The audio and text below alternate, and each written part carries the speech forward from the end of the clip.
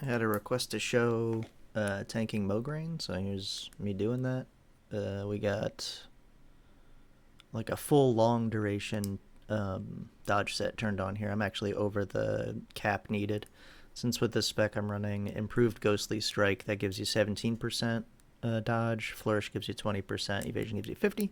So since the worst buff is 17, you only need to hit 96% parry and dodge, minus 17. You can see there I've got 65 and 12. And then when I go in the corner and pick up agility totem, I go well over. I'm actually without an agility totem 1% short with this set of items on. But the set of items is also including 3 pieces of tier 2 for a little bit of extra threat. But the hit rating is trash, the weapon skill is trash. A lot of stuff could be improved for threat if I had even more buffs or a stronger dodge set. But with Mograine, none of that really matters. Nobody's going to be DPSing Mograine while I'm tanking it. The whole point is just that there's not enough tanks on today, so a rogue holds it in the corner for several marks.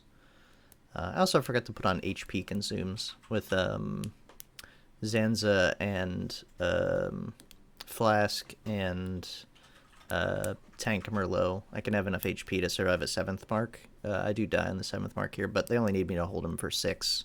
You see our bear tank Zanvin comes over and picks him up. Our hunter panicked a little. I didn't want to have to drag the boss. If I have to drag him, sometimes he could run behind me and hit me. So I stood really sharply in the corner. You'll see here the hunter pulls him over to me, but it takes him a minute to get him close enough that I can hit him. So you can see I'm just mashing Ghostly Strike, but he stops and isn't quite in range, so I scooch forward a little bit, and then there, finally I have him. So Ghostly Strike is up. After this, I'm waiting for it to be about to short. Okay, it's almost done. I hit Flourish just to be safe. You just do whatever. I like getting up a slice and dice. While Flourish is on, you're safe. You can just stand here. Press whatever buttons you like. When you're starting to run low on the Flourish cooldown, though, you want to chill on your energy usage to make sure your Ghostly is going to be up in time. So here I'm not pressing anything. I'm waiting. Ghostly Strike right as Flourish is ending. And then now you hit Evasion right when this Ghostly is going to end.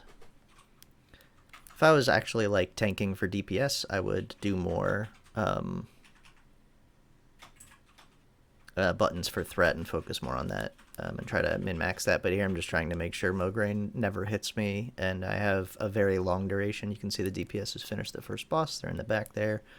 They're waiting. Mark 5 hits me. It almost kills me because I forgot my HP consumes. But I drink a Shadow Pot here and make sure that I can tank Mark 6.